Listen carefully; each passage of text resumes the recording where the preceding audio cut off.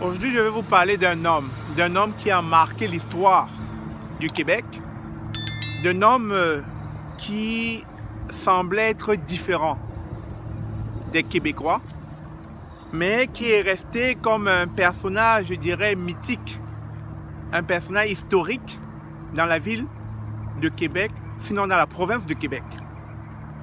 Cet homme est arrivé au Québec dans...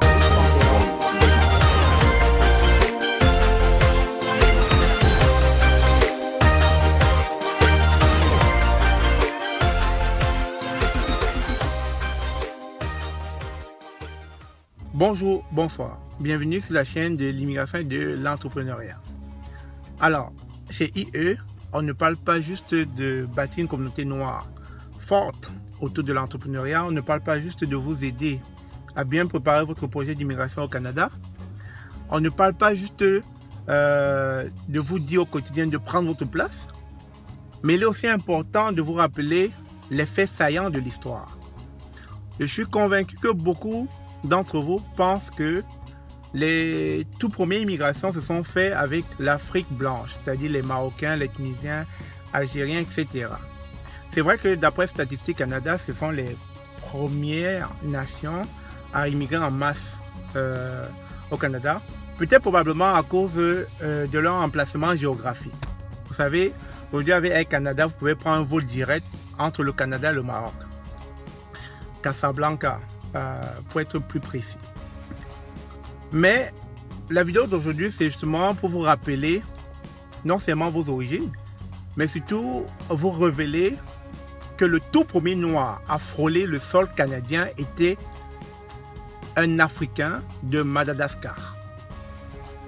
Et bizarrement, peut-être vous ne le savez pas, c'était au XVIIe siècle, c'est-à-dire en 1629. Cet Africain est arrivé ici en tant qu'esclave.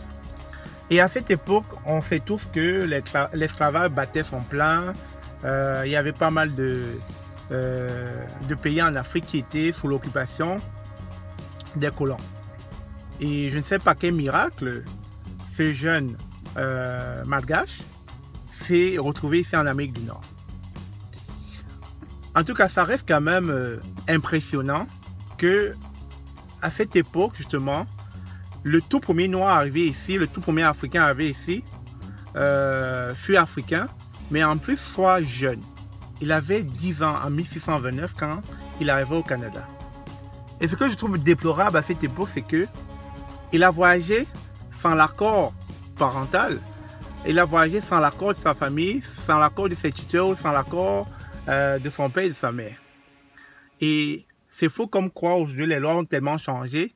Un enfant ne peut plus immigrer sans l'accord de ses parents. Mais à cette époque, c'était faisable. Deux poids, deux mesures. Mais bon, revenons à l'histoire. Donc, à cette époque, ce jeune Africain est arrivé ici à 10 ans en tant qu'esclave. Et il a été vendu à Guillaume Couillard. Et en 1633, Guillaume Couillard l'a baptisé, il avait 14 ans et c'est en ce moment qu'on lui a donné un nom, Olivier le Jeune. Olivier le Jeune n'a rien à voir avec un nom africain. Et c'est normal, ça fait partie de la colonisation. Ça fait partie de, je dirais, les séquelles que beaucoup d'esclaves ont reçues de la colonisation. Cet héritage, qu'ils n'ont pas voulu forcément.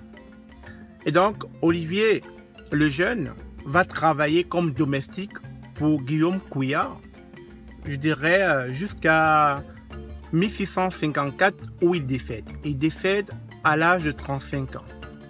Alors l'histoire raconte que Olivier le Jeune, quand il décède, il avait déjà un statut d'homme libre. Aujourd'hui, nous immigrons pour devenir des résidents permanents. Ensuite pour devenir des citoyens canadiens. À cette époque, Olivier le Jeune n'avait pas demandé à immigrer. Il est arrivé par force en tant qu'esclave alors qu'il avait 10 ans. Et quelques années plus tard, il va décéder à l'âge de 35 ans sous l'étiquette d'homme libre, mais qui a longtemps servi en tant que domestique pour Guillaume Couillard. Aujourd'hui, on le commémore dans la province du Québec. Aujourd'hui, il est un personnage historique, un personnage pour lequel, lors de l'histoire des Noirs, son nom est très souvent prononcé. Alors, je vous raconte ça pourquoi? Je vous raconte ça tout simplement pour vous rappeler de ne jamais oublier vos origines, de ne jamais oublier d'où vous venez. C'est en réalisant qui vous êtes, d'où vous venez, que vous prenez conscience de là où vous allez.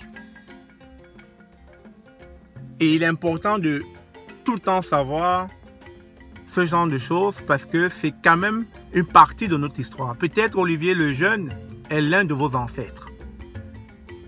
J'étais tout excité, tout impatient de vous raconter cette histoire parce que dans un des cours que j'ai fait concernant l'immigration, cette partie m'avait vraiment touché, m'avait ému.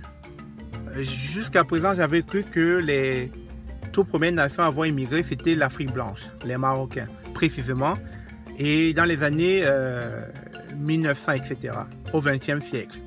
Et pourtant, non, j'étais tout faux. Le tout premier Africain à être arrivé, c'était au XVIIe siècle, en 1629, Olivier le Jeune. Alors, chers amis, c'était cette partie de l'histoire que je voulais partager avec vous. Si vous avez trouvé cela intéressant, n'hésitez pas à mettre vos commentaires dans la description de cette vidéo. Il me fera plaisir de vous lire. Et n'oubliez pas d'où vous venez. Sur ce, à très bientôt.